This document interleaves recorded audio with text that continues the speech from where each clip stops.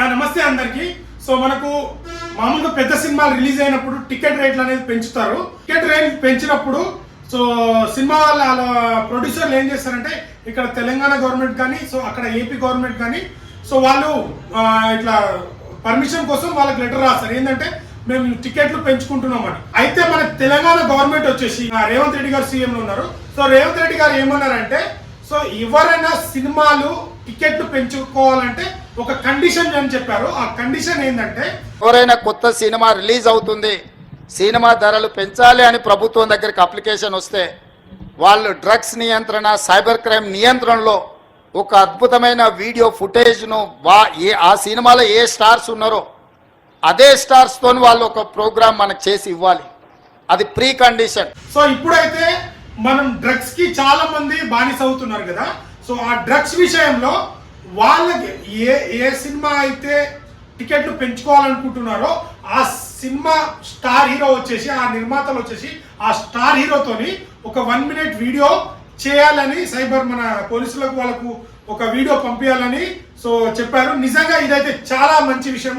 ఎందుకంటే మన తెలంగాణలో కానీ ఎక్కడైనా కానీ డ్రగ్స్ కి చాలా మంది బానిసలు అయిపోతున్నారు. ఆ డ్రగ్స్ మత్తులో ఏం చేస్తున్నారో అనేది అర్థమవట్లేదు. చాలా మటుకు యువత అయితే చాలా అలవాటు అయిపోతున్నారు. సో ఇలాంటి స్టార్ హీరోలు ఇలా అడ్వర్టైజ్మెంట్ ఇవ్వడం వల్ల చాలా మంది తగ్గిస్తారు. ఎందుకంటే ఒక స్టార్ హీరో ఉంటే తను ఏ బట్టలు వేస్తే ఆ బట్టలు వేసుకోవడము అలా ఇంపాక్ట్ అవుతుంటారు కదా ఫ్యాన్స్. సో అలా తన స్టార్ హీరో చెప్తే తన స్టార్ హీరోనే వద్దనని చెప్పి చాలా మంది మానేస్తారు. ఇదైతే మంచి డిసిషన్.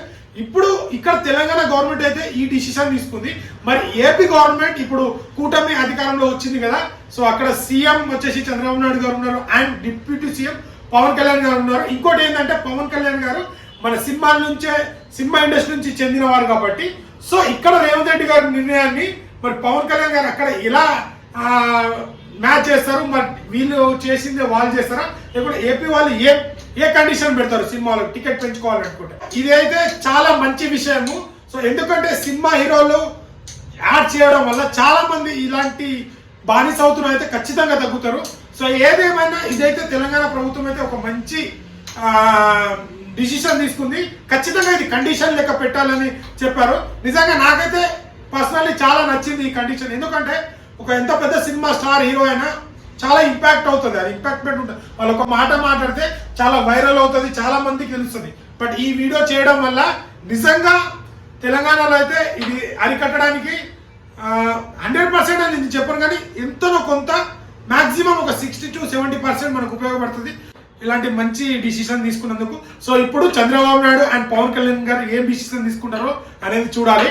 సో ఎట్టకెళ్ళగైతే ఫ్యాన్స్ అందరూ చాలా సర్ప్రైజ్ గా అండ్ హ్యాపీగా కూడా ఫీల్ అవుతారు. ఎందుకంటే తన హీరో ఇలాంటి చెడు వ్యసనాలకు అలవాటు పడ్డ వాళ్ళని కూడా ఇలా చేయొద్దని చెప్పడం వల్ల ఫ్యాన్స్ లో కూడా చాలా మట్టుకు వైరల్ అవుతుంది, చాలా మట్టుకు మనకు ఉపయోగపడుతుంది. సో ఇలాంటి మంచి డిసిషన్లు ఇంకా ముందు తీసుకోవాలని వీడియో నచ్చితే లైక్, షేర్, సబ్స్క్రైబ్ చేయడం మాత్రం మర్చిపోకండి.